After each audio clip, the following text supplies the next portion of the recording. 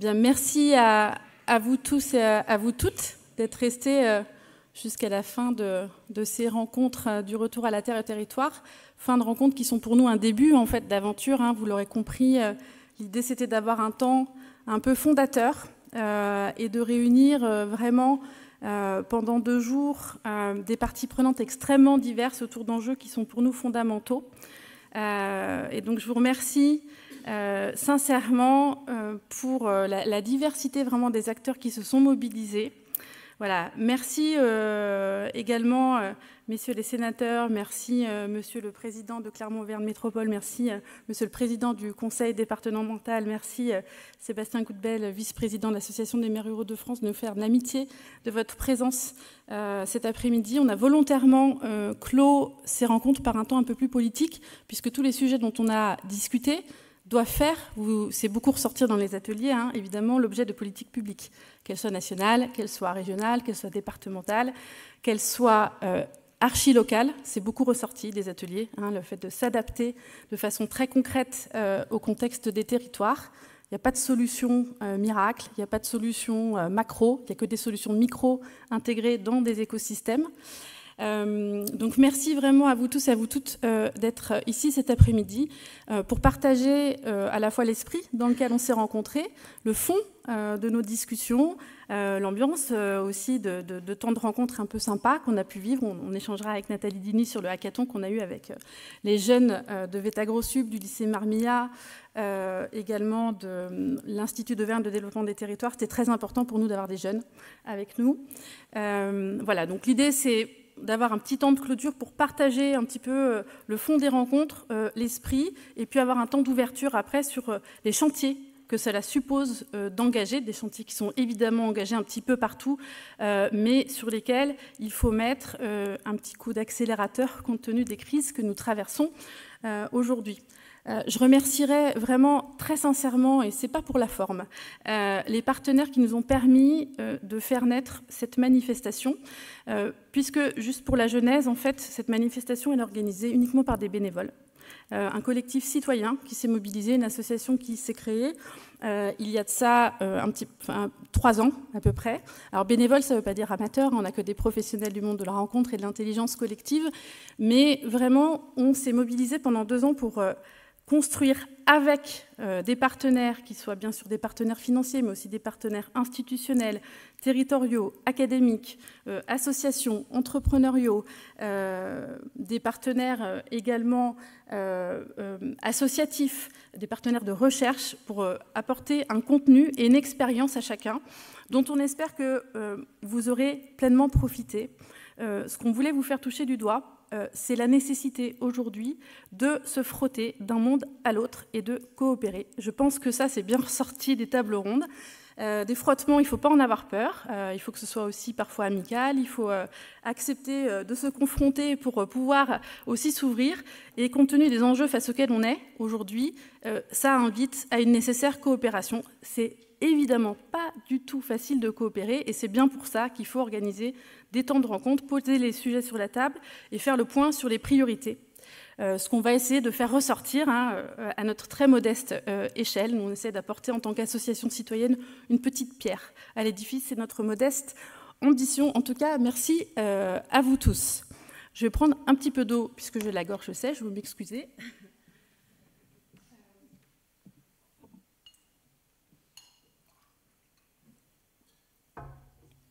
Je voudrais simplement profiter d'avoir le micro, ce qui est plutôt rare pour moi, parce que j'aime plutôt faire parler les autres et faire en sorte que les gens se rencontrent, tout de même pour vous redire quel est l'objet de notre association. Ce n'est pas pour promouvoir notre association, c'est plutôt pour partager une conviction et un projet, pour nous, qui est un projet de société, en fait. J'espère que c'est ce qui ressortira de ce que vous aurez retenu, en tout cas, de nos échanges. Pour nous, face, si vous voulez, à l'impasse dans laquelle on est aujourd'hui, du modèle consumériste urbain. Après, il peut y avoir plein de débats sur le sujet. Globalement, je pense qu'on commence, en tout cas avec les événements qui se sont produits cet été, à être assez d'accord sur le constat. Après, sur les méthodes pour relever les défis, c'est autre chose.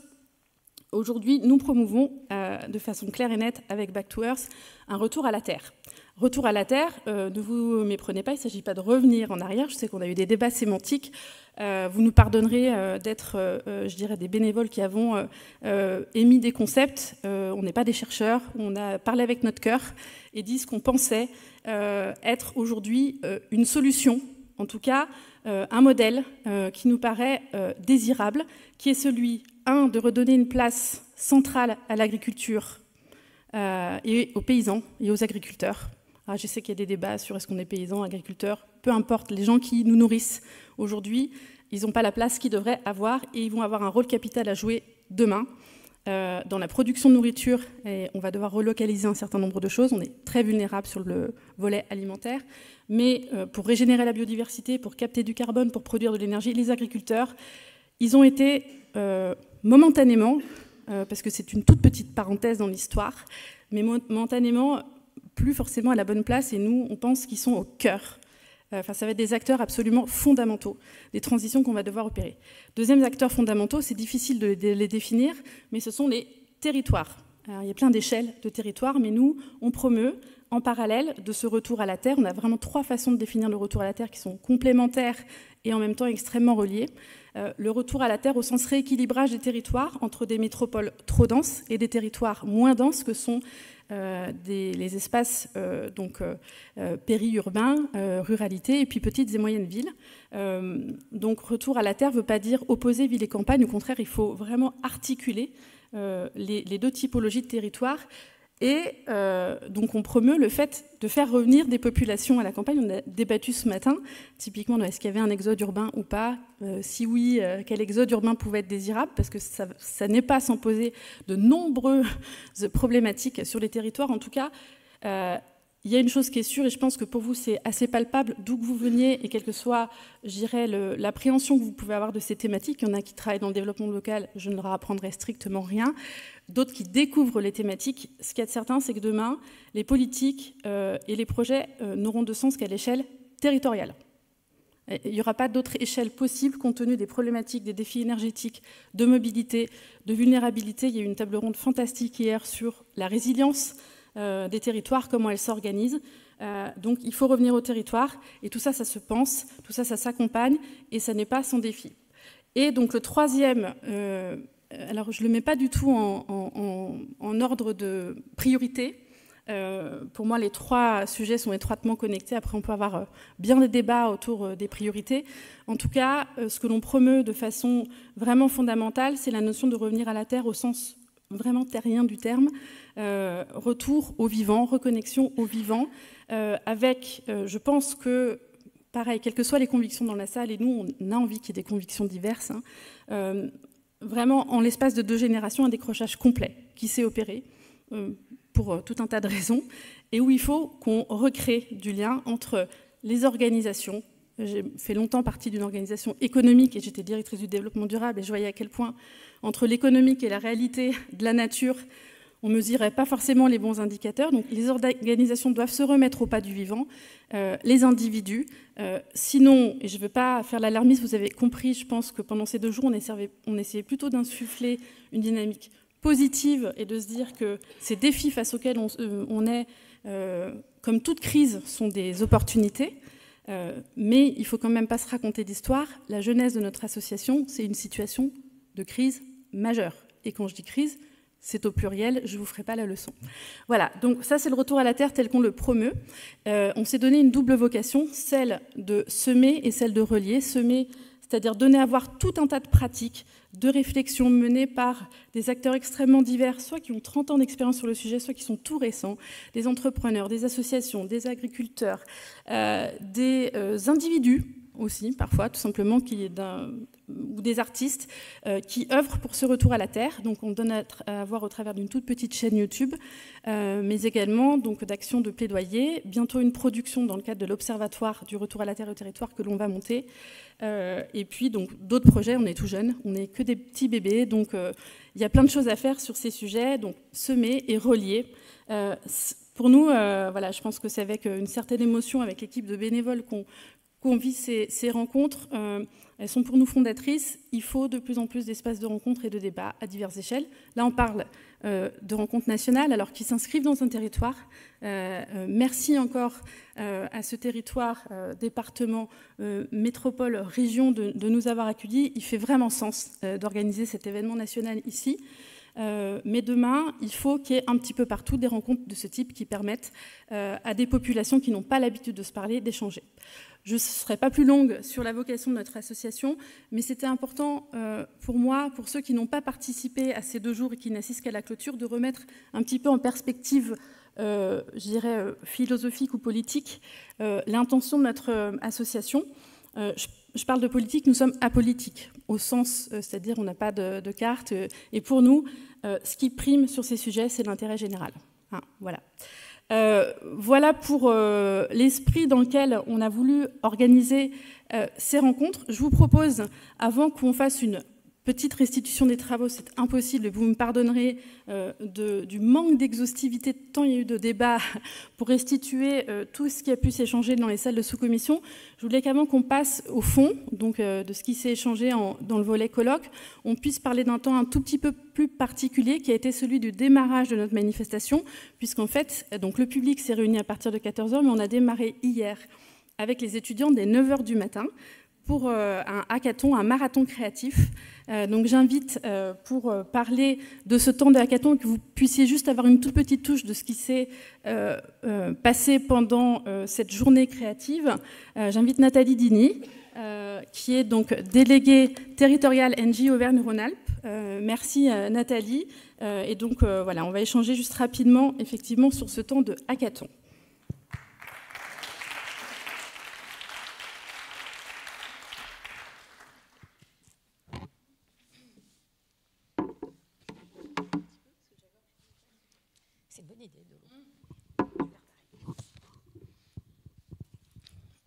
Alors peut-être juste avant qu'on passe à ce petit temps de hackathon, Nathalie, on vous remercie de nous avoir permis d'organiser ces rencontres. Moi j'avais envie quand même de commencer à replacer finalement votre participation à ces rencontres par rapport au sujet qu'on a évoqué. En quoi ça résonne aujourd'hui pour un grand groupe comme Engie, plus particulièrement ces sujets de retour à la Terre et de nécessaires innovations face aux défis qui sont les nôtres et aussi toute la démarche de coopération qu'on cherche à mettre en œuvre. Peut-être juste quelques mots pour qu'on voit, comme pour chaque participant, quelle pierre à l'édifice vous pouvez apporter dans tous les challenges que l'on doit adresser.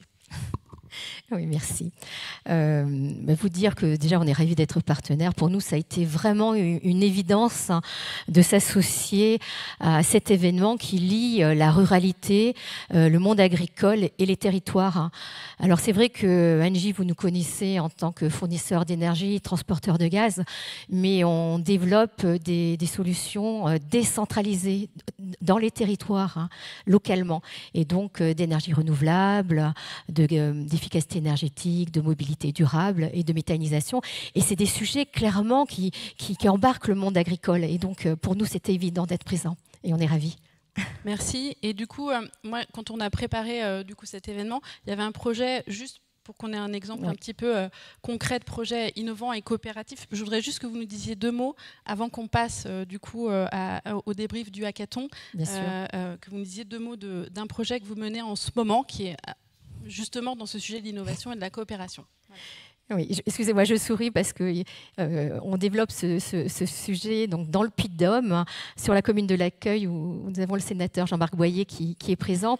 Donc pour nous, c'était également une évidence de développer un sujet innovant du photovoltaïque vertical, parce que dans le monde agricole, pour nous, ce qui est le plus important, c'est d'abord d'avoir... La priorité, c'est le projet agricole et on rajoute un projet énergétique. On dégrade notre projet énergétique parce que nous, la vocation première, c'est la production agricole. Et là, on est sur un sujet innovant qui s'appelle Camélia. Alors, vous allez me dire Camélia, pourquoi? Mais tout simplement Camel, parce qu'il y a 2 bosses.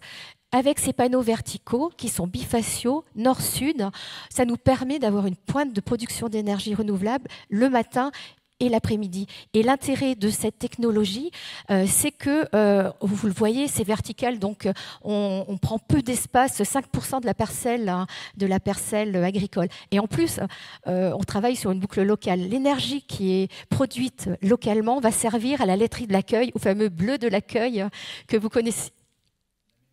La Mémé, voilà. Je vous invite à repartir avec le fromage La Mémé.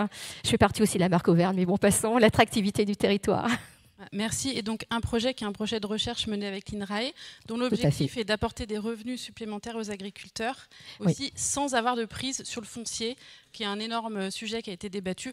C'était un exemple, mais voilà, ça fait une petite transition avec le sujet qui a été abordé en hackathon. Voilà. Oui, vous avez raison. Quelque chose qui est vraiment important, c'est de dire c'est des projets qu'on développe avec les territoires, avec les agriculteurs, et on travaille la valeur partagée. Donc justement, agriculture et territoire, et donc mobilisation des agriculteurs autour de la transition énergétique et écologique, c'était vraiment le thème du hackathon sur lequel on a mobilisé des étudiants. Alors je dis hackathon, il y a peut-être des gens dans la salle qui ne savent pas ce qu'est un hackathon. Je vais du coup me permettre de le rappeler parce que pour nous, organisateurs de rencontres, c'est un vocabulaire assez familier. Le hackathon, c'est un principe de marathon créatif où vous vous mettez donc en compétition, alors soft compétition, hein, des équipes face à un défi que vous leur donnez et où grâce à des facilitateurs, et je remercie les facilitateurs qui sont dans la salle, on a organisé ce hackathon en partenariat avec Big Bloom et puis donc on avait donc des animateurs vraiment formés aux techniques d'intelligence collective. Par un accompagnement des équipes, on aboutit à l'issue d'une journée à des projets très concrets qui vont pouvoir être mis en œuvre pour relever des défis. Donc ce hackathon réunissait des étudiants de lycée agricole, des étudiants de VET-AgroSup, des étudiants de l'Institut d'Auvergne de développement des territoires. Pourquoi on a voulu réunir des jeunes? Ça, je tiens à le dire. Vous avez peut-être été un certain nombre dans la salle à avoir été interpellés par la prise de parole des jeunes d'AgroParisTech lors de leur remise des diplômes, où on a vu effectivement des jeunes qui s'indignaient face au modèle qui était le nôtre.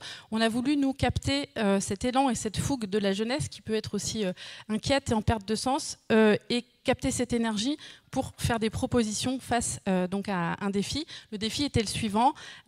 Donc, quel projet imaginer dans les territoires pour pouvoir mobiliser les agriculteurs à l'échelle locale autour de la transition énergétique et de la transition écologique. Ils ont travaillé pendant une journée. On ne va évidemment pas repasser le fil de toute la journée. On vous met quelques photos. Ils ont pu rencontrer des agriculteurs, l'Association pour une agriculture du monde vivant, les énergéticiens, des associations du territoire. Voyez, avec une méthode très accompagnée, très approfondie. On voulait que notre événement puisse laisser une trace et qu'il y ait aussi une production très concrète de projets qui pourraient être engagés. Et donc, je vous donne juste à titre d'exemple, je ne serai pas plus longue sur le hackathon, mais les idées qui sont ressorties.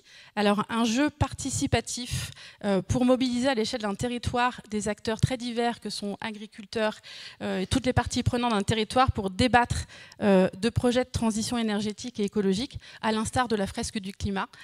Donc, le jeu Transcoter, un label qui permet donc de labelliser des territoires autour de la notion du vivant. Je ne rentre pas plus dans les détails. Un concours de l'action de transition qu'on propose de mettre en place dans le cadre du sommet d'élevage, et puis le projet qui a été le projet gagnant, Festin alléchant, une manifestation qui envisage vraiment de rassembler socialement les agriculteurs et de créer du débat entre eux autour de la transition écologique et énergétique en lien avec les tout-petits, les scolaires qui seront mobilisés pendant un an. Des projets, je m'excuse de mal les restituer, je peux juste vous dire que le jury qui était composé d'intervenants très différents a été vraiment impressionné par l'engagement et la motivation de tous ces jeunes. Peut-être juste un mot sur ce que vous avez ressenti de l'ambiance, voilà, et puis après on pourra restituer les travaux du colloque. Oui, vous dire que voilà, j'ai été impressionnée par l'engagement de ces jeunes, cette intelligence collective. C'est clair que pour nous, c'était important que toutes les parties prenantes puissent s'exprimer et nous rapportent un petit peu ces enjeux du monde agricole, des territoires, de la ruralité, et qui nous donnent leur vision de cette transition énergétique. Il va falloir y aller, cette transition écologique. Et c'est vrai que la vision des jeunes est importante importante pour nous parce que en même temps, comme on disait tout à l'heure, ils vont nous interroger. Il y a des moments d'interpellation. Ils vont nous remettre. Voilà, on va pouvoir co-construire des choses avec eux, pardon. Et donc voilà, ces jeunes sont notre avenir et ils nous ont proposé des solutions qui sont intéressantes. Et j'avoue que j'ai eu un coup de cœur, pour tout vous dire, sur le jeu participatif, on disait tout à l'heure, avec un petit peu un espace de médiation. On se dit qu'on a tous à vraiment y gagner, le monde agricole, le monde de l'énergie, à mieux se connaître pour relever les défis de la crise énergétique et écologique qu'on a devant nous. Et je crois que c'est des beaux outils que ces élèves nous proposent. En tout cas, l'idée, c'est effectivement de mettre en place ces projets. On a tout un tas d'acteurs qui sont venus nous voir après le hackathon pour dire, mais voilà, c'est quoi la prochaine étape? Donc, on va essayer, autant que faire se peut, de pouvoir donner suite concrète à ces projets qui ont émergé et qui font sens par rapport à toutes les thématiques qu'on a pu adresser. Merci beaucoup. Merci. Nathalie. Merci à tous.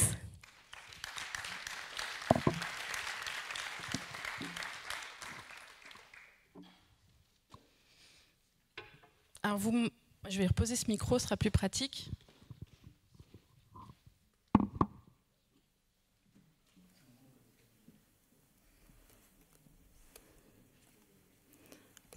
Alors, vous m'en voudrez pas de ne pas avoir la capacité intellectuelle et oratoire de vous restituer l'équivalent de donc 1h30 fois 15 ateliers multipliés par 6 intervenants qui sont des chercheurs, des agriculteurs, des associations. Voilà, c'était d'une extrême richesse. Je veux juste donner à voir à l'ensemble donc des participants la diversité des enjeux qui ont pu être débattus pour donner à voir aussi tout ce qui est ouvert aujourd'hui comme thématique pour pouvoir accompagner ce retour à la terre et au territoire que l'on a en visée comme changement de paradigme. Donc vous dire qu'on a traité de plein de sujets, alors certains n'ont pas pu être adressés et on pourra le faire lors, je le souhaite, d'une prochaine édition. Si on vous a donné envie de recommencer ces rencontres, c'était déjà notre premier objectif avec ces premières rencontres. Bien sûr, on a beaucoup parlé, je vais me tourner du coup vers la présentation d'agriculture avec des débats et des discussions sur les transitions agricoles en cours. Il y en a de multiples. Les enjeux extrêmement prégnants liés au renouvellement des générations. Pour rappel, pour ceux qui n'ont pas forcément ce chiffre en tête, 50% des agriculteurs seront à la retraite d'ici 10 ans. On a parlé des enjeux de transmission des terres, des enjeux du foncier et de l'extrême tension qu'il y a autour de ces thématiques. Donc ça fait l'objet de débats sur diverses tables rondes. Bien sûr, vous avez eu donc des débats très importants autour de l'attractivité des territoires. Attractivité voilà, qui est quand même conditionnée aujourd'hui à la mise en place voilà, d'outils sur l'éducation, les commerces, la mobilité, les services d'une manière générale. Alors voilà, on essayait dans des tables rondes de montrer une multiplicité de possibles et d'initiatives extrêmement intéressantes et innovantes qui se développent aujourd'hui, qui sont parfois disruptives. Il faut être disruptif quand on est aujourd'hui contraint par, je dirais, des années, je dirais, de contextes qui n'ont pas forcément été favorables autour de ces enjeux en ruralité. On a parlé d'emploi de façon très concrète. Il y avait beaucoup de demandeurs d'emploi qui sont venus, c'était un de nos objectifs. Pôle emploi était là, Transition Pro, l'emploi il est clé, évidemment. Qu'on parle de secteur primaire, qu'on parle de secteur secondaire, on doit un peu détertiariser notre économie, et donc c'est des sujets qu'on a discutés, mais qui n'impliquent pas que le champ professionnel, et ça c'est les débats qu'on a eus ce matin, on est allé aussi sur le champ de l'humain, parce que qui dit transition professionnelle, transition vers la ruralité, dit aussi transition familiale, projet de vie. Quand on parle de transition écologique, on parle de transition aussi personnelle qui peuvent amener beaucoup de déconstruction et de reconstruction. Donc ça, c'est très interpellant. Enfin, pour ma part, en tout cas, je suis, mais à l'instar de plein de gens, en train de déconstruire un certain nombre de paradigmes pour en reconstruire d'autres, avec des repères qui sont quand même encore assez flous. On a parlé évidemment donc de l'accueil de nouvelles populations. J'aurais aimé mettre une petite souris, je n'y étais pas ce matin, dans la table ronde qui abordait la façon dont on pouvait concilier la venue dans des territoires de populations aussi diverses que des migrants, des effondristes, des cadres supérieurs, des familles, comment toutes ces populations font aujourd'hui commun dans un territoire. Ah oui, je vois Jean-Yves qui sourit. Ça s'est bien passé ? Très bien. Voilà, c'est vrai qu'aujourd'hui, nos élus et nos agents locaux, ils sont quand même en prise avec un contexte qui, humainement, n'est pas du tout simple, et où vous avez déjà aussi des antagonismes qui sont présents, dont on a discuté, hein, des relations entre agriculteurs néo-ruraux. On sait que ça frotte. Bon, on voit avec le sujet... par exemple des bassines aussi, dans des contextes de tension écologique, à quel point il peut y avoir sur des enjeux qui sont réels, hein, des crispations. Donc comment est-ce que dans des contextes qui sont crispatoires, on réinsère du dialogue? C'est pas du tout évident, donc on a discuté de tout ça. On a parlé bien sûr de la résilience dont je vous avais parlé, de comment on pouvait l'organiser à l'échelle de territoire. On a parlé voilà, de résilience alimentaire. Il y a plein de démarches aujourd'hui dans les territoires qui se mettent en place. On va en discuter d'ailleurs. Je pense qu'on aura des exemples très concrets qui, dans ce territoire précisément, sont déjà à l'œuvre. Et puis, alors je ne veux pas faire jargonneuse, mais je pense que, quels que soient les mots qu'on met derrière tout cela, on est dans un contexte qui est écosystémique. C'est-à-dire que, quelles que soient les problématiques sur lesquelles vous tirez le fil, parce que vous pouvez tirer des fils sur chacun de ces mots, c'est à n'en plus finir, c'est arborescent, c'est foisonnant. Les problématiques sont complexes et donc nécessitent, c'est pas moi qui le dis, hein, c'est les gens qui travaillent sur les sujets de la complexité, qui dit complexité, dit nécessité de mettre autour de la table des écosystèmes qui seuls sont capables d'adresser des problématiques complexes. Et ce qui ressort beaucoup en ce moment, c'est la façon dont on peut refaire écosystème humain et organisationnel face à des problématiques, à l'instar du vivant. On n'invente rien. Comment aujourd'hui on fait quelque part du biomimétisme, hein, à l'échelle des territoires, comment on s'inspire de l'extrême complémentarité qu'il y a entre les espèces dans le vivant pour être adaptable, parce que ça peut être bancal à un endroit à un autre, donc c'est la complémentarité et l'écosystème qui permet, je dirais, l'adaptation. Alors, il peut y avoir des prédations dans les écosystèmes, peut y avoir de l'entraide. En tout cas, il y a nécessairement une coopération et un équilibre qui est à trouver. Et donc ça, je pense que c'est vraiment ressorti à la fois, je dirais, sur la biodiversité dans le sens le plus concret. On avait pour une agriculture du vivant, par exemple, qui était là sur le sujet de régénération des sols, qui est absolument majeur vu l'état des sols en France et dans le monde. Mais plus largement, métaphoriquement, il faut qu'on soit dans une logique du vivant pour s'adapter. Donc ça, c'est bien ressorti. Et puis, évidemment, on a parlé donc des outils qui pouvaient nous permettre d'adresser tout ça, notamment de tiers-lieux, de mutualisation, de coopération. Ça a fait l'objet de beaucoup de discussions. Je ne serai pas plus longue.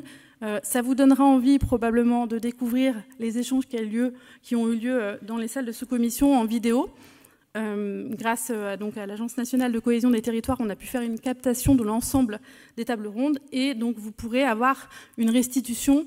Vous pourrez vous poser chez vous tranquillement dans votre canapé et puis regarder un mardi soir à la place de votre série préférée le débat sur la résilience des territoires qui aura lieu à Clermont-Ferrand. Je ne doute pas que ce sera passionnant. Alors, comment on fait pour adresser ces problématiques aussi complexes? On voulait vous partager. Et c'était l'intention vraiment l'intention de nos rencontres, de notre colloque, de nos temps d'échange, la nécessité de faire meute autour de cet impératif de la transition. Et en fait, on espère que vous y aurez pris goût. Chacun, dans cet écosystème, détient une partie de la solution. Et on avait volontairement mis dans la marmite de nos rencontres des ingrédients très divers qui, on espère que ça a pris, portent une partie de la solution. Alors, voilà, je vais donner quelques exemples. Les chercheurs, il y en a eu de nombreux qui se sont exprimés, qui nous apportent de la perspective, de la prospective.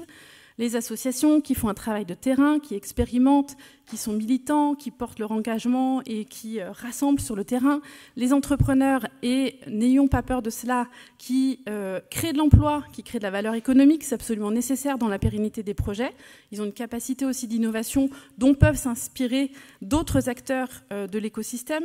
Les grands groupes, dans ce qu'on voit poindre comme étant la responsabilité territoriale des organisations, je reprends ma casquette d'ancienne directrice de la responsabilité sociale d'entreprise. Aujourd'hui, vraiment, les grands groupes ont un rôle majeur en matière d'emploi et de création d'économie. Il faut relocaliser un certain nombre d'activités. On l'a vu de façon très claire cette dernière année. Donc, le monde agricole, évidemment, dont on vous a dit à quel point il nous paraissait important de les remettre en place première, qu'on parle d'agriculteurs pratiquant l'agroécologie, des agriculteurs qui sont aujourd'hui dans des modes conventionnels. Il faut que l'ensemble du monde agricole se mobilise et s'inspire réciproquement, on va dire, des bonnes pratiques des uns et des autres. Et puis, bien sûr, donc, les territoires, les médias, les financeurs qui sont là pour apporter, je dirais, voilà, de quoi financer toutes ces transitions, puisque, in fine, on a toujours, je dirais, cet impératif économique qui est là. Et donc, notre propos, c'était aussi de vous faire toucher du doigt l'intérêt général des sujets que l'on porte et la nécessaire coopération. J'espère que ça a été pour vous palpable. Alors, on a eu un travail collaboratif.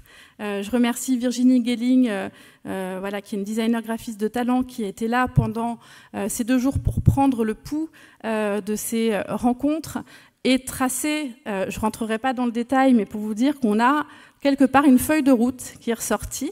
Voilà, une feuille de route de cette transition vers la ruralité avec plein de sujets. On la partagera, je ne vais pas la commenter ici, tant elle est riche, mais qui met en perspective vraiment une transition par étapes avec différentes thématiques qui sont à adresser, qui sont, je dirais, des enjeux à la fois très concrets comme le foncier, mais des enjeux qui peuvent être plus humains, liés à l'éducation, et qui amènent aussi à re-questionner ce que peut être la démocratie. Et la citoyenneté, vous voyez que c'est très, très riche. On a de quoi faire collectivement. Voilà. Et donc, ça nous paraissait très intéressant, du coup, pour clore ce temps de rencontre, de pouvoir avoir un échange avec des élus. Merci à vous, donc messieurs, de vous être rendus disponibles cet après-midi pour réagir à ces travaux. Je vous invite à nous rejoindre pour partager à la fois vos expériences autour de ces sujets et en même temps vos réactions face à ce qui a été l'objet de nos travaux. Donc je vous appelle à me rejoindre. Donc Monsieur Bianchi, maire de Clermont-Ferrand et donc président de Clermont-Auvergne Métropole, merci beaucoup. Donc le sénateur Bernard Delcros, qui est le président du Parlement rural, Sébastien Goudbel, vice-président de l'Association des maires ruraux de France, et puis Lionel Chauvin, qui est le président du conseil départemental du Puy-de-Dôme. Merci, messieurs.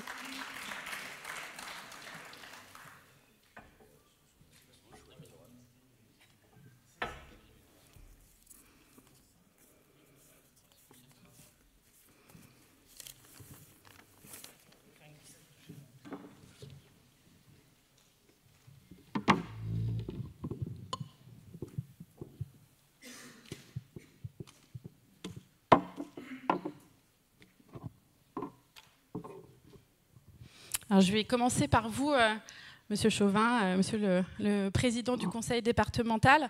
Vous avez été un des premiers interlocuteurs, donc le département, à nous suivre dans l'organisation de ces rencontres. Et on avait été frappés par la façon dont le département du Puy-de-Dôme s'était saisi de ces questions de la transition. Donc assez naturellement, j'avais envie déjà en premier lieu de vous interroger sur les initiatives que vous portez par rapport au sujet qu'on a pu peindre en fresque. Quelles sont aujourd'hui les initiatives portées par le département de façon très concrète, parce que je crois qu'il y a beaucoup de projets.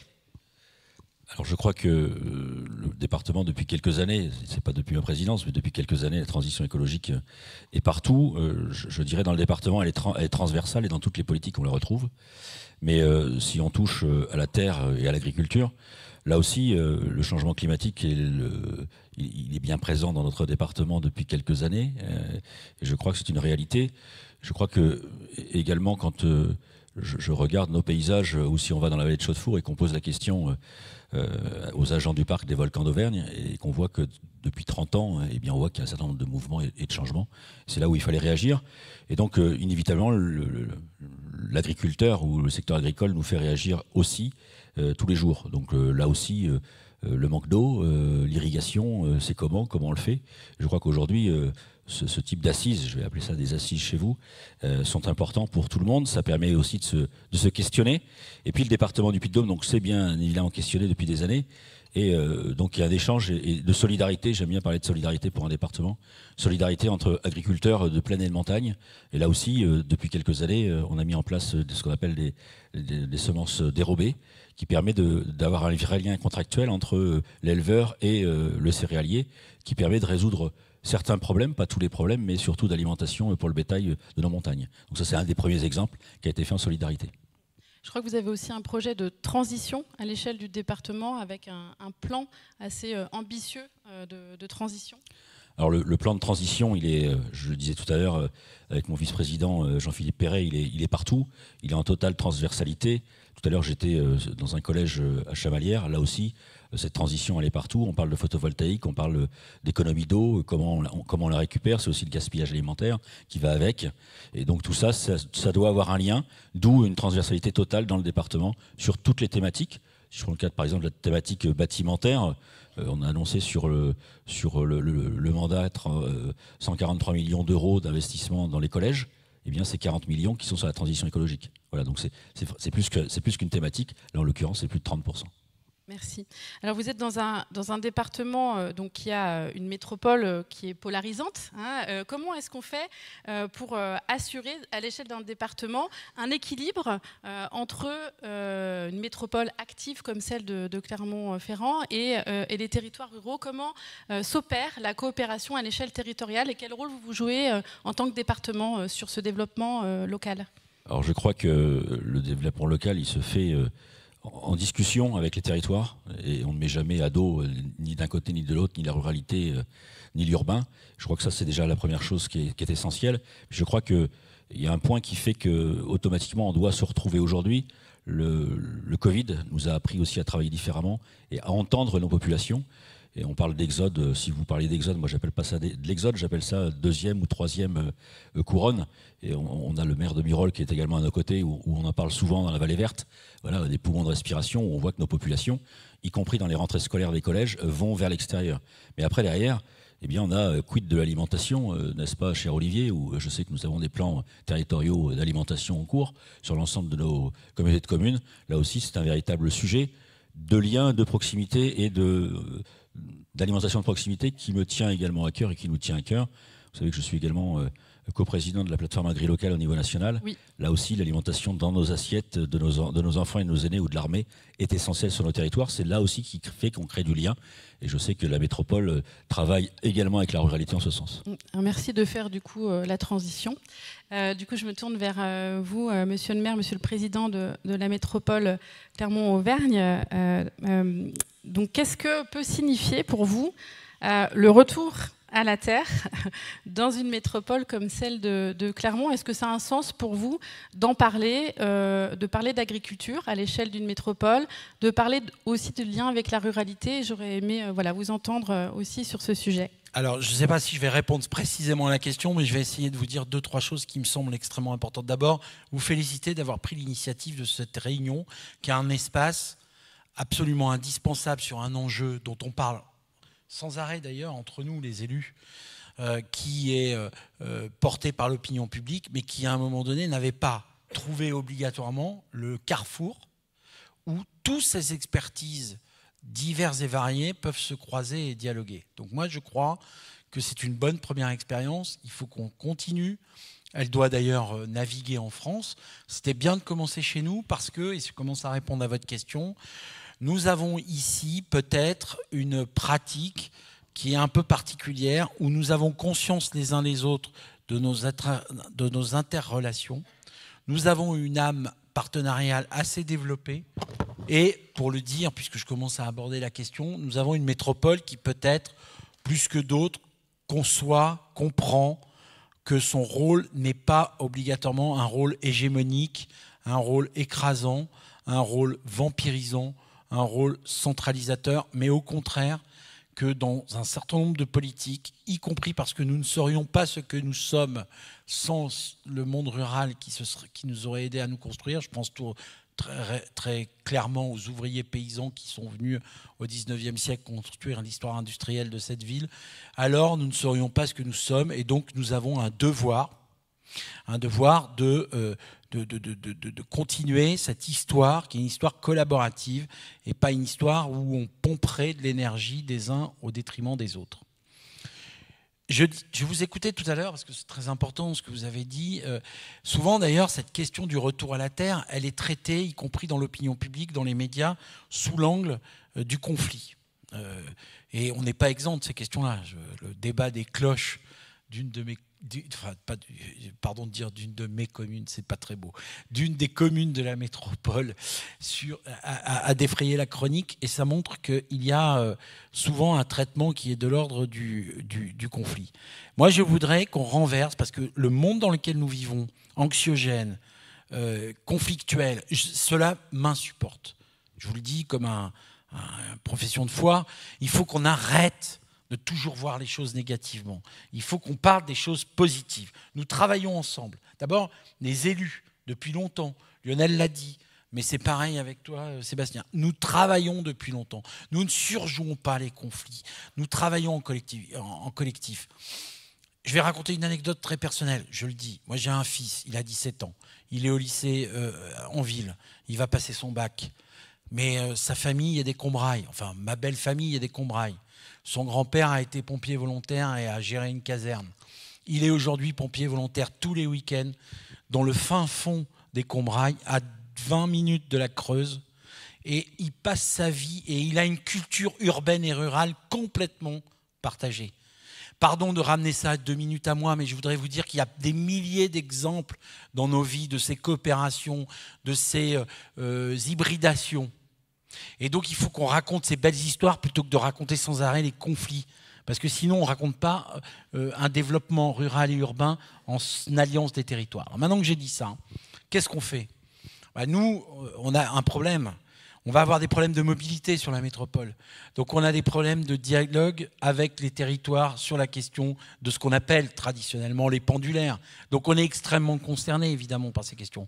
On va avoir des problèmes de nourriture. Lionel l'a évoqué. Donc, on est en coopération avec le conseil départemental, avec AgriLocal. Lionel, on a dit on ne va pas monter des trucs conflictuels, on va travailler ensemble. On est sur les questions et les problématiques de ceinture maraîchère. On est sur les problématiques aujourd'hui liées aux questions d'utilisation des espaces avec le futur PLUI et le SCOT qui devra calibrer ça, pas simplement à l'échelle de la métropole, mais à l'échelle de 4 PCI. On ne peut pas continuer à consommer les zones agricoles qui sont autour de chez nous. Mais en même temps, on a des friches. Donc il faut installer du maraîchage. Il faut qu'on discute de tout ça. On a des cantines scolaires.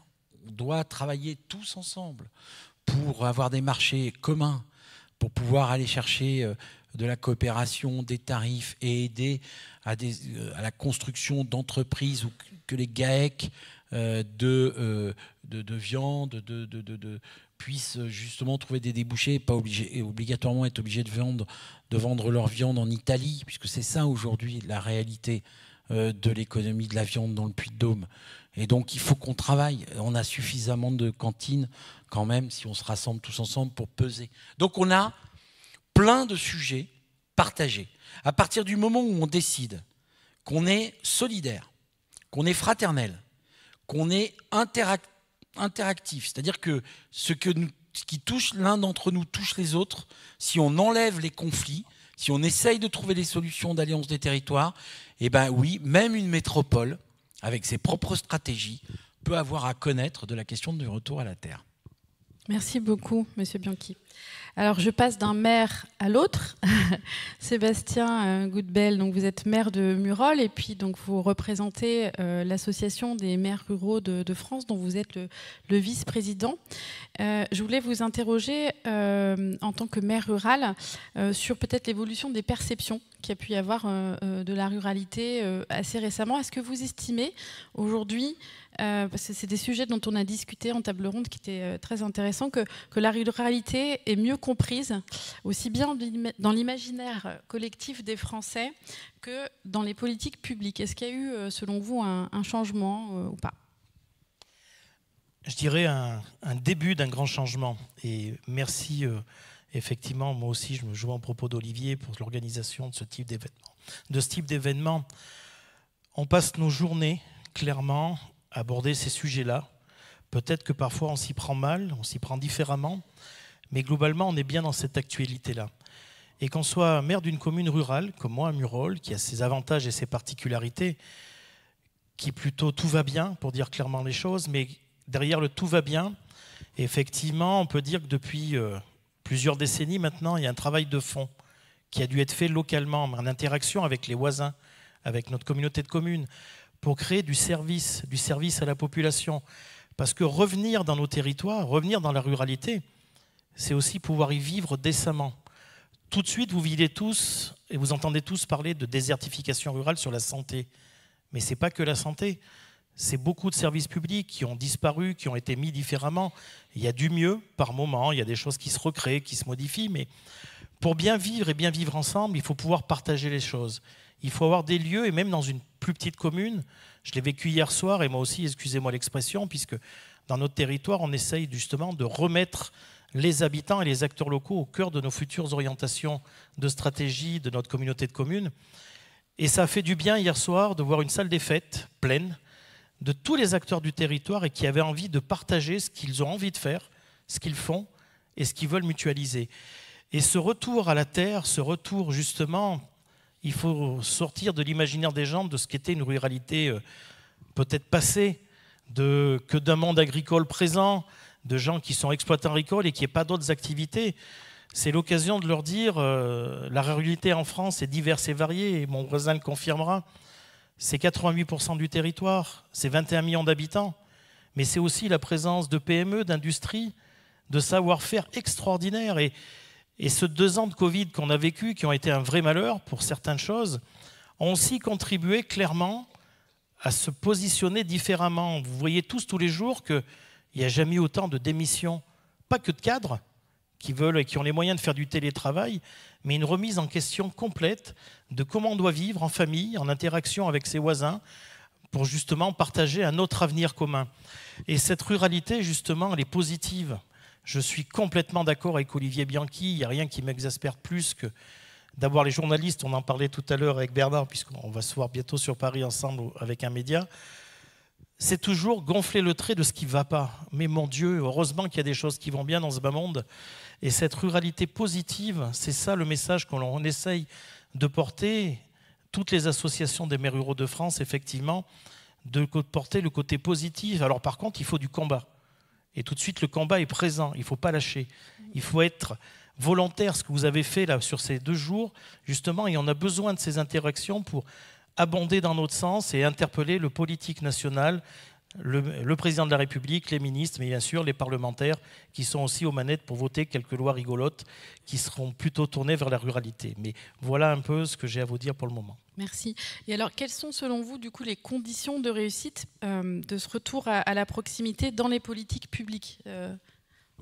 C'est une vraie prise en compte. Alors, je ne veux pas faire de techno, mais un rééquilibrage des dotations faites aux communes rurales. Tout de suite, une commune de plus de 50 000 habitants a une somme qui est le double de celle d'une commune rurale. Donc là aussi, il y aura besoin un jour de revoir la dotation globale de fonctionnement. Monsieur le sénateur, je crois que tu travailles aussi à ce sujet-là, et toi aussi. C'est un sujet, on va dire, c'est pas l'Arlésienne, mais je crois que c'est sur la table.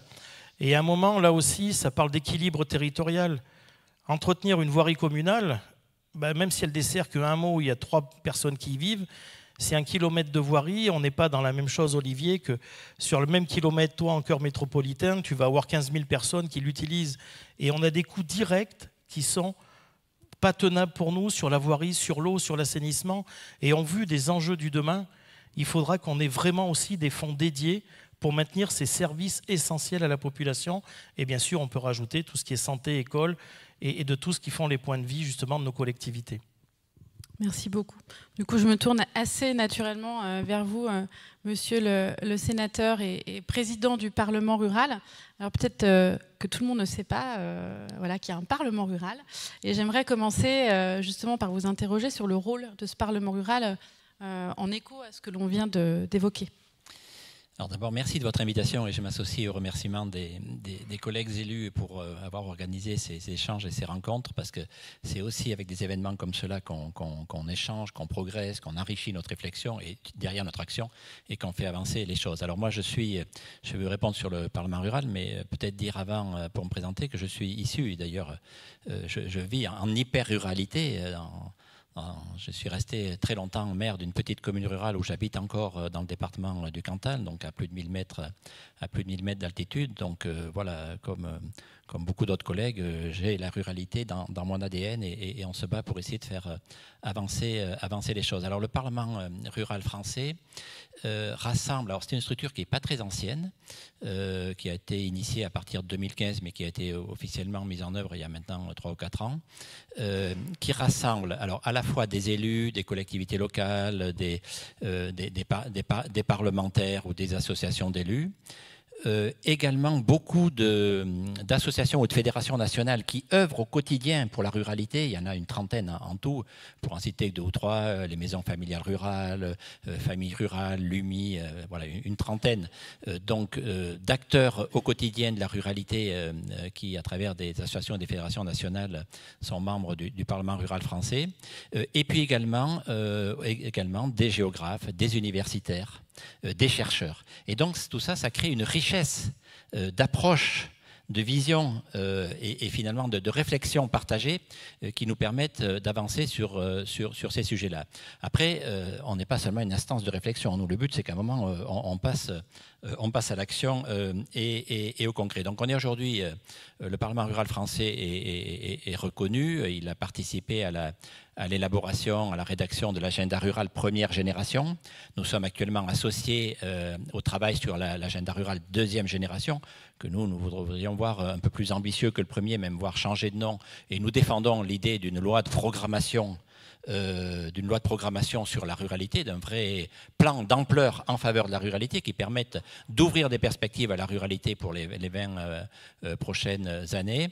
Nous avons été labellisés dans le cadre de la présidence française de l'Union européenne pendant le premier semestre 2022 pour organiser un certain nombre d'événements avec, à travers ce que l'on a pu faire sur la France, pouvoir aussi prolonger ce qui est fait en France, l'exemple qui est donné en France avec l'agenda rural français, pouvoir le prolonger au niveau européen. Donc on a organisé un certain nombre d'événements à Bruxelles pour essayer de faire avancer un agenda rural européen. Il y a même une résolution qui a été votée dans ce sens au Sénat et qui a d'ailleurs été votée à l'unanimité.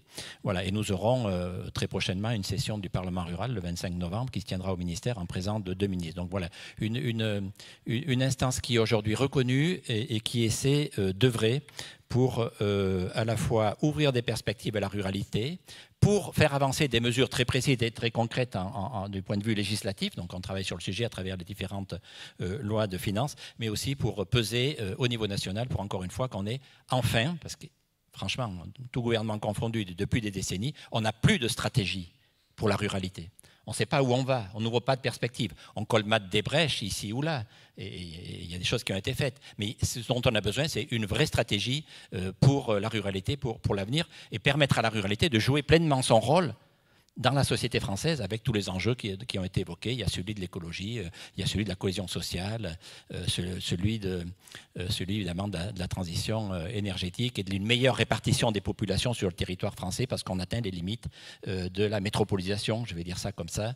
Il y a des métropoles, voilà, il y a Clermont-Ferrand, nous dans le Cantal, on n'a pas la chance d'avoir une métropole dynamique. Il y a des métropoles beaucoup plus importantes que l'on voit, et on atteint les limites de la concentration urbaine, j'ai envie de dire, en termes de cohésion sociale, en termes de pollution et en termes également, évidemment, économiques. Donc voilà, c'est sur tous ces sujets que travaille le Parlement rural et on essaie donc de faire avancer les choses dans ce sens et de peser sur les décisions nationales.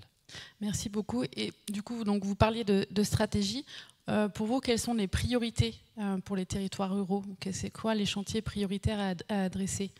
Alors, encore une fois, passer d'un système où on colmate les brèches à un système où on définit une vision, on partage une vision et ensuite on a une stratégie de long terme. Et pour parler très concrètement, il y a un sujet qui me paraît tout à fait prioritaire, c'est la dynamisation de l'offre de services.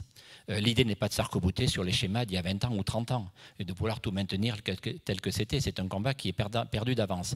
Mais en revanche, sur la question des services, parce qu'en fait, les jeunes qui veulent rester au pays, les familles que l'on accueille, et moi je suis dans un département où on continue à perdre des habitants, même si on a réussi à inverser le sol migratoire, on pourrait en parler d'ailleurs. Mais qu'est-ce qu'ils demandent? Est-ce que je pourrais me faire soigner? Est-ce que je pourrais accéder à un médecin? Est-ce que je pourrais avoir un rendez-vous avec un spécialiste? Où se trouve la maternité? Où mes enfants vont aller? Est-ce que je pourrais faire garder mes enfants? Où mes enfants vont aller à l'école primaire, au collège, au lycée? Avec quelles options? C'est ça les questions qui se posent. Est-ce qu'il y a la question de l'habitat? C'est les services au sens large. Il y a les services publics et les services privés. C'est la question de l'habitat. Est-ce que je vais pouvoir me loger? Est-ce que je vais avoir une maison avec un petit bout de terrain? Parce que quand on va habiter dans le très rural, c'est quand même aussi pour ça, pour qu'on ait un potager, qu'on puisse mettre une balançoire devant la porte. C'est des choses toutes bêtes et toutes concrètes, mais c'est quand même la réalité. Là, il y a aussi beaucoup de choses qui sont à revoir. Donc la question des services, la question des mobilités, la question des commerces, et vous en parliez tout à l'heure, très important. Est-ce que dans un rayon proche, je vais trouver un espace de télétravail, un tiers-lieu, un Fab Lab? Donc il faut adapter ces services. Mais la question des services, elle est fondamentale. Il n'y a pas d'avenir pour des territoires ruraux, il n'y a pas de perspective d'avenir, il ne peut pas y avoir d'attractivité si on n'a pas une offre de services qui soit à la hauteur des attentes des habitants d'aujourd'hui et des domaines des services qu'il faut encore une fois adapter, évoluer pour les adapter aux besoins. Et puis il y a la culture. C'est très important quand on parle de l'offre de service. C'est l'offre culturelle. Qu'est-ce qu'on est capable d'offrir aux habitants qui viennent dans notre territoire? C'est d'ailleurs la raison pour laquelle le Parlement rural français a décidé de soutenir, et plus que de soutenir, de s'associer à la candidature de Clermont-Ferrand Massif Central comme capitale européenne de la culture. Pourquoi? Parce que parmi l'ensemble des candidatures, je crois qu'il y en a 8 en France, c'est la seule qui intègre vraiment les départements ruraux, le secteur rural, pas pour l'affichage, mais avec des actions précises et concrètes en faveur du développement de la culture dans les territoires ruraux et donc du rapprochement de la culture avec les citoyens des territoires ruraux. Donc tout ça, c'est important. Et encore une fois, je crois, et tout ceci, toute cette stratégie, il faut bien comprendre, et ça rejoint ce qui a été dit, elle concerne bien sûr les collectivités locales dans leur cadre de compétences, et donc il faut qu'elles soient soutenues pour pouvoir avancer, mettre en place les services qui sont nécessaires, dont on n'avait peut-être pas besoin il y a 30 ans, mais dont on a besoin aujourd'hui.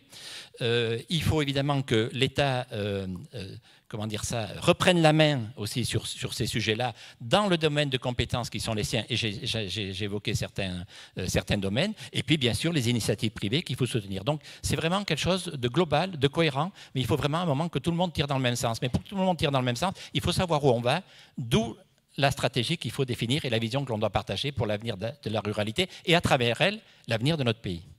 Merci beaucoup. Une vision que l'on voulait partager, on voulait interpeller l'État sur ces thématiques.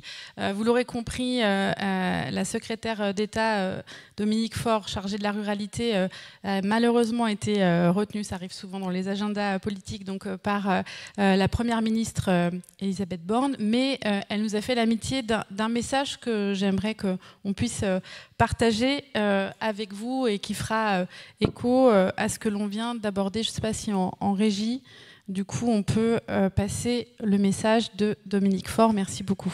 Bonjour à toutes et à tous. Je tenais, même à distance, à répondre favorablement à votre invitation à vos premières rencontres du Retour à la Terre organisées par Back to Earth à Clermont-Ferrand.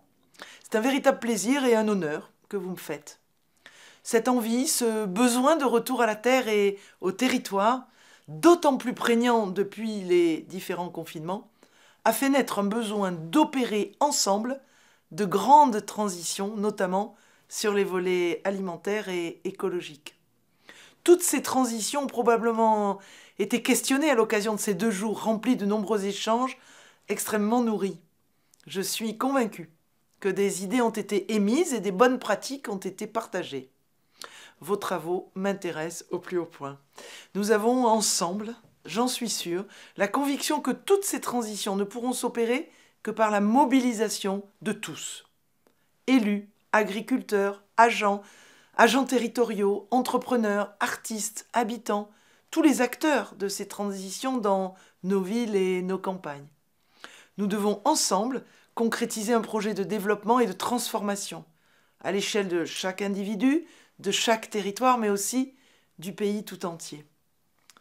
Avec Olivier Bianchi, président de Clermont-Auvergne Métropole, Lionel Chauvin, président du département du Puy-de-Dôme, Bernard Delcros, sénateur et président du Parlement rural, Sébastien Goutebel, vice-président de la MRF notamment, vous avez pu exprimer sur la base de vos expériences l'importance que vous accordez aux différentes formes de retour à la terre et au territoire, ainsi que les raisons qui vous poussent à inventer les leviers et les manières d'opérer pour y arriver. Vous avez souhaité regrouper des citoyens bénévoles, désireux de participer activement aux dynamiques des territoires.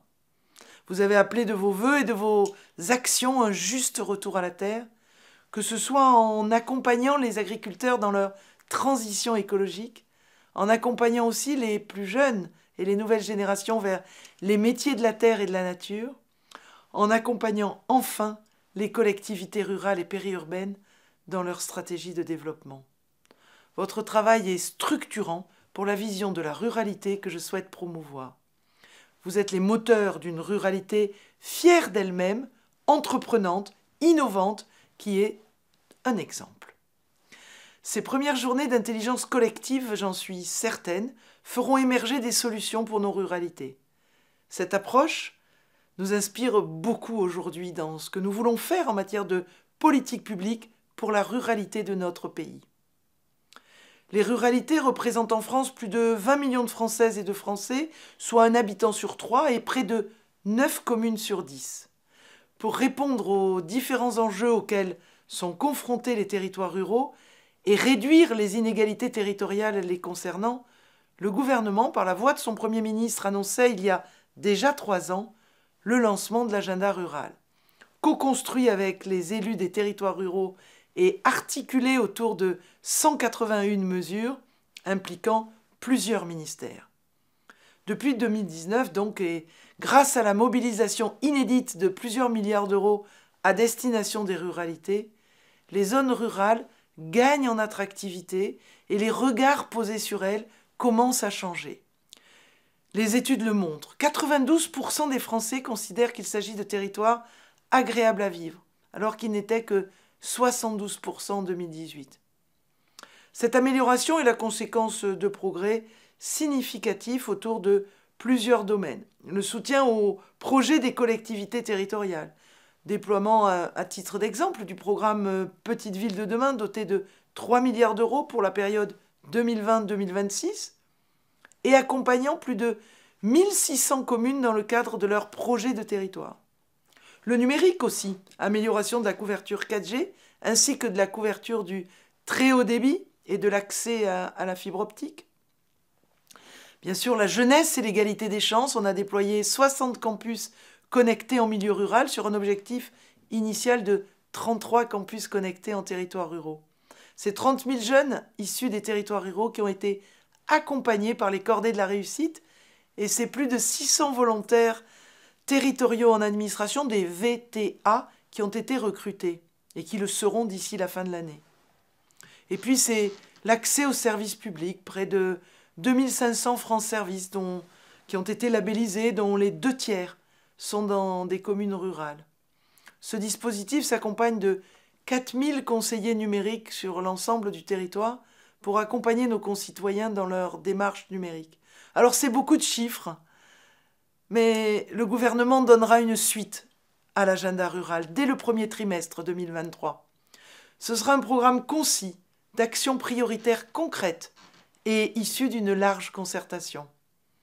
Dans ce cadre, 6 groupes de travail sont en train de travailler sur des thématiques complémentaires à celles du Conseil national de la refondation. Je vous rappelle les 5 thématiques du CNR. Le plein emploi et la réindustrialisation, l'école, la santé, la transition écologique et le bien vieillir. Ces 5 thématiques ont évidemment une composante rurale à laquelle nous contribuons. Mais des thèmes ont émergé lors des échanges que nous avons eus avec les élus des territoires ruraux depuis juillet, et de nouveaux thèmes ont été retenus pour donner lieu à ces groupes de travail complémentaires du CNR. Habitat, logement et mobilité, sécurité et vie quotidienne des collectivités territoriales, culture et patrimoine, sport et vie associative, attractivité des territoires ruraux et ruralité et Europe. Alors les conclusions de ces travaux sont attendues pour la fin de l'année 2022 et viendront alimenter les politiques publiques en faveur de nos territoires début 2023. Vous l'avez compris, je compte aussi sur vos travaux qui ne manqueront pas de nous alimenter pour construire ensemble cet outil essentiel pour nos ruralités au service de ceux qui y vivent ou de ceux qui veulent s'y installer. Il est important, mais plus encore vital, de coopérer entre territoires ruraux, bien sûr, mais aussi en interterritorialité, entre territoires ruraux, territoires périurbains, territoires urbains. Il est important de travailler en réseau, de relier les hommes et les femmes qui ont à cœur de faire vivre nos territoires. Coopérer largement permet de faire circuler les expériences et les idées. Vous le savez mieux que personne. Je vous remercie très sincèrement pour votre engagement. Je vous remercie pour cette volonté inébranlable qui vous anime et je suis à votre disposition avec mon cabinet pour travailler avec vous. J'attends avec impatience de pouvoir échanger avec vous tous et de pouvoir prendre connaissance de vos travaux dont vous pourrez adresser les conclusions à mon cabinet et à mon secrétariat. En vous remerciant pour votre engagement, je veux vous dire ma totale disponibilité à travailler et à échanger avec vous. Un grand merci à vous tous.